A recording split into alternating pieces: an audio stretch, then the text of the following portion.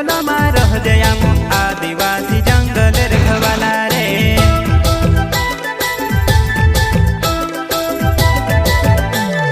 चल जंगल जमीन काजे पूजे रे आदिवासी दुनिया ने रखवाला रे।